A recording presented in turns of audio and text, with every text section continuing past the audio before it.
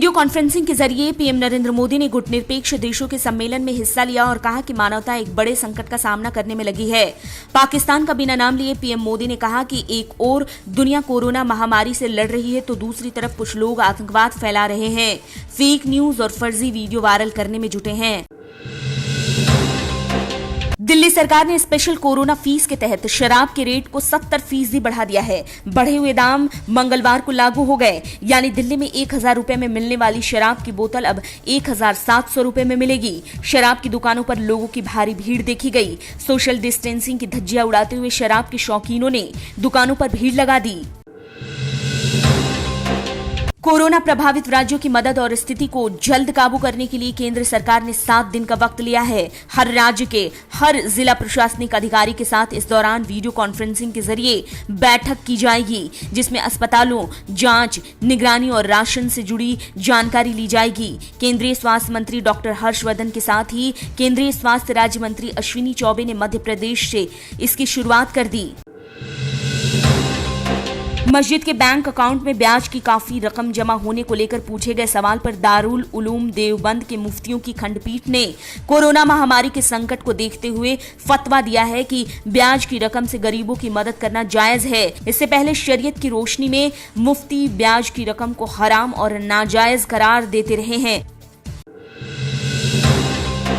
महाराष्ट्र में 21 मई को होने वाले राज्य विधान परिषद की 9 सीटों के लिए चुनाव में सत्तारूढ़ पार्टी शिवसेना ने सीएम उद्धव ठाकरे के अलावा पार्टी के वरिष्ठ नेता नीलम गोरे को उम्मीदवार बनाया है। ठाकरे विधानसभा और विधान परिषद दोनों के ही सदस्य नहीं हैं। ऐसे में जरूरी है कि किसी एक सदन की सदस्यता हासिल करें, नहीं तो सीएम पद से उन्हें इस्तीफा देना पड़ सकता है।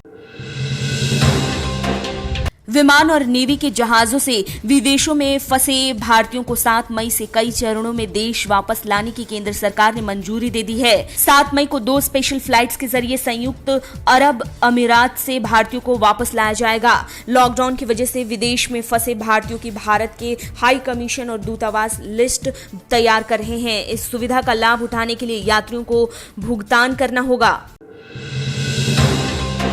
एयरलाइन की कमाई बंद है, ऐसे में गो एयर ने फैसला लिया है कि कर्मचारियों की सैलरी काटी जाएगी और उन्हें अप्रैल की सैलरी नहीं दी जाएगी। एयरलाइंस ने कहा कि लॉकडाउन का दूसरा महीना है और आप सभी हालातों को अच्छे से समझ रहे हैं।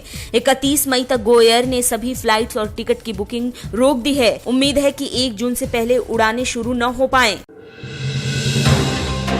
कोरोना संकट के कारण जारी आपातकाल को जापान में 31 मई तक बढ़ाया गया है। पीएम शिंजो आबे ने कहा कि यह फैसला विशेषज्ञों से चर्चा के बाद लिया गया है। संक्रमित लोगों के स्वस्थ होने की दर कम है और अस्पताल में मरीज भरे हैं। ऐसे में आपातकाल 6 मई के बाद भी जारी रहेगा। उन्होंने कहा कि अगर स्थिति सुधरी तो इससे पहले भी आपातकाल को खत्म किया जा सकता है।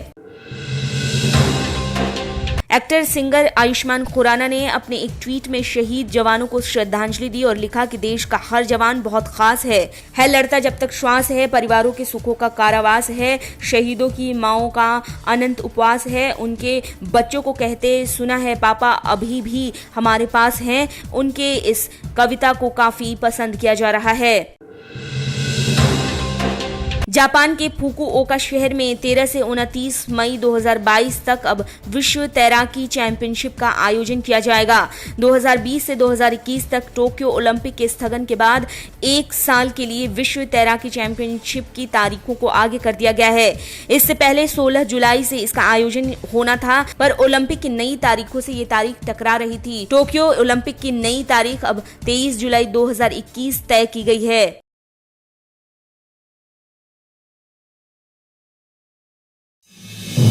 आप देख रहे हैं नेट्रिक न्यूज, साहस सच कहने का।